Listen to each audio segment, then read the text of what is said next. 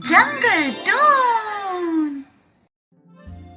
पूरे गांव में बात फैल गई थी कि डंडोरा नाम के शहर में एक किताब घर है जिसमें एक किताब से एक जादुई चिड़िया निकलती है। गांव के पक्षी इस बात पर विश्वास नहीं करते थे, मगर एक दिन गांव के मुखिया उल्लू दादा डंडोरा शहर किसी काम से गए थे। लौटते वक्त उन्होंने सोचा, क्यों ना मैं किताब घर होकर आ जाऊं, मैं भी तो देखूं सब किस चिड़िया की बातें करते हैं। यह कहकर उल्लू दादा और उनके कुछ साथी किताब घर देखने गए। किताब घर में जाते ही उनकी मुलाकात कंटी नाम की चिड़िया से हुई, जो किताब घर की देखभाल करती थी। सभी पुस्तकों को जगह पर रखने का काम उसका ही था। नमस्ते बहन, मैं पास वाली गांव का मुखिया हूँ। नमस्ते मुखिया साहब, बताइए मैं आपकी क्या मदद कर सकती हूँ। क्या तुम मुझे वह पुस्तक दिखा सकती हो जिसके बारे में हल्ला मची है कि उससे कोई जादुई चिड़िया निकलती है? मुखिया साहब, वह मामूली किताब है। यह सच है कि उससे कोई जादुई चिड़िया निकलती है, मगर वह सबको दिखाई नहीं देती। किसे दिखाई देती है वह? जो उसके लिए ना आकर किताब पढ़ने के लिए आता हो, उसके लिए वह निकलती है और उसे ही दिखाई देती है। माना जाता है वह सरस्वती माता की दोस्त है। ठीक है, मुझे वो किताब दिखाओ, मैं देखना चाहता हूँ। कंटी वह किताब उनके पास लाकर रख देती है। उल्लू दादा उसे पढ़ना शुरू करते हैं। वह बहुत पतली किताब होती है, इसलिए उल्लू दादा को ज्यादा समय नहीं लगता और वह पूरी किताब पढ़ लेते हैं। मुझे तो कोई चिड़िया नहीं दिखाई दे रही है। मैंने तो कहा था मुखिया साहब। मैं जानता हूँ यह सब तुम लोगों की चाल है, जिससे यह किताब घर अच्छे से चल सके। इस बात पर कौन विश्वास करेगा कि इससे एक चिड़िया निकलती है जब वह सबको दिखाई भी नहीं देती। यह कहकर उल्लू दादा हंसते हुए किताब घर से बाहर निकलते हैं। तभी गुड्डू चिड़िया कंटी चिड़िया के पास आकर कहता है, कंटी, पिछले 2 साल से चिड़िया किसी को दिखाई नहीं दी। हाँ गुड्डू भैया, मैं भी यही सोच रही हूँ। अब हमारी बात पर कोई विश्वास नहीं करता और इसी कारण इस साल बहुत कम लोग किताब घर में किताब पढ़ने आए। हम कुछ कर भी तो नहीं सकते हैं। चलो देखा जाएगा, जो होगा सो होगा। उल्लू दादा अपने गांव में पहुंचे और सबको यह बात बताई। उसी दिन से पूरे गांव में दूसरा हल्ला मच गया कि वह जादुई चिड़िया और किताब घर की कहानी झूठी है। कुछ दिन बाद विदेश के कुछ कौवे गांव में घूमने आते हैं।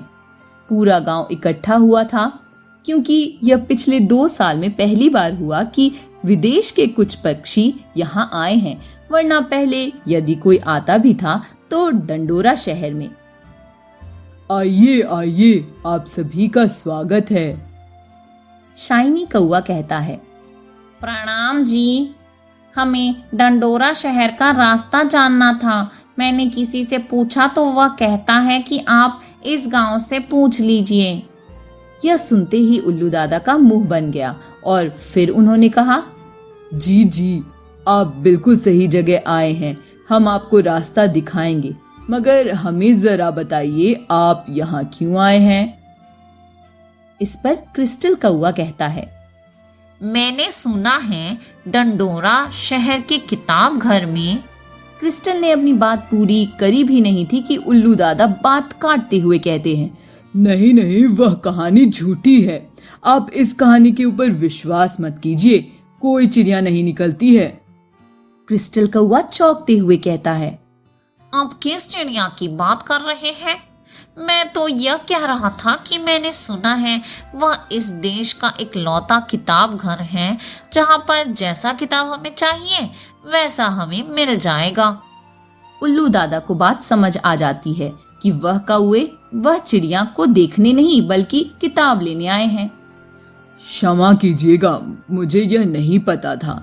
मुझे लगा आप भी यहाँ पर फैली बात की वजह से इतनी दूर का सफर तय करके आए हैं। शाइनी कौवा अपने साथियों से कहता है, भाइयों, हमें देर हो रही है, वक्त निकला जा रहा है, हम विदेश में इतनी देर नहीं रह सकते। हाँ, हमें अब चलना चाहिए। उल्लू दादा, अब आप हमें रास्ता बता दीजिए कि कैसे हम डंडोरा शहर में पहुंच जाएं। उल्लू दादा सभी को रास्ता बताते हैं और सभी कौवे उसी रास्ते से चले जाते हैं। उल्लू दादा सभी गांव के पक्षियों से कहते हैं, देखा, कहा था ना मैंने, अब यह बात किसी को पता नहीं रहेगी कि कोई जादुई चिड़िया है वहाँ पर। कौवों का झुंड किताब घर पहुँचता है और कंटी चिड़िया से मिलता है। आइए, आप सभी का स्वागत है, बताइए मैं आपकी कैसे मदद कर सकती हूँ। शाइनी कौवा एक पर्ची निकालते हुए कहता है, जी मुझे यह किताब चाहिए थी। हम लोग पिछले 1 महीने से सभी देश जाकर आ चुके हैं, यह किताब हमें मिल ही नहीं रहा। आप बिल्कुल सही जगह आए हैं, मैं इस किताब के बारे में जानती हूँ। मैं यह किताब लेकर आती हूँ, तब तक आप उस जगह जाकर बैठ जाइए। सभी कौवे एक साथ कोने में जाकर बैठ जाते हैं। यह 2 साल में पहली बार हुआ कि उस किताब घर में कोई पक्षी पढ़ने आए थे।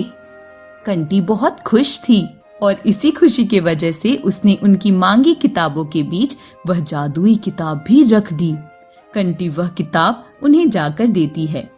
क्रिस्टल कौवा किताबों को देखने के बाद कहता है, यह किताब हमारी नहीं है, आप इसे वापस ले जाएं। तभी वह किताब देखते हुए पारकर कौवा कहता है, अरे वापस मत करो, यदि हम ज्यादा किताब पढ़ लेंगे तो क्या हो जाएगा। कंटी मुस्कुराते हुए चली जाती है। पारकर कौवा सबसे पहले वही किताब खोलकर देखते हुए कहता है, यह किताब बहुत सुंदर है और इसमें काफी काम की चीजें लिखी हैं। तभी उसे एक पेज में दिखता है कि बहुत बड़ी सी चिड़िया बनी हुई है।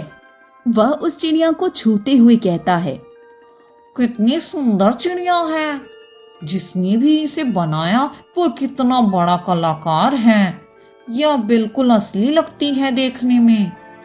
तभी उस किताब से बहुत तेज रोशनी आती है और वह चिड़िया निकलकर आ जाती है।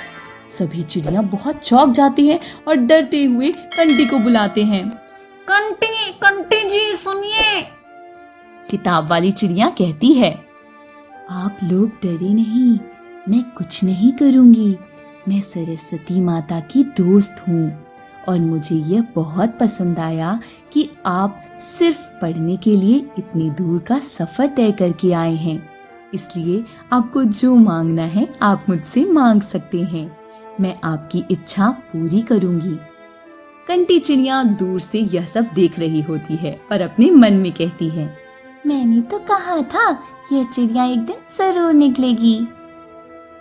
यह सोचते हुए कंटी किताब घर से बाहर चली जाती है। सभी कौवे अपने लिए कुछ न कुछ मांग लेते हैं। किताब वाली चिड़िया उन सभी की इच्छाओं को पूरा करती है और अंत में कहती है, मैं चाहती हूँ कि आप कभी पढ़ाई ना छोड़े, क्योंकि पढ़ाई ऐसी चीज है जो आप पूरी जिंदगी कर सकते हैं और इससे आपका कोई नुकसान नहीं होगा। यह कहकर वह चिड़िया वापस किताब में चली जाती है और किताब गायब हो जाता है।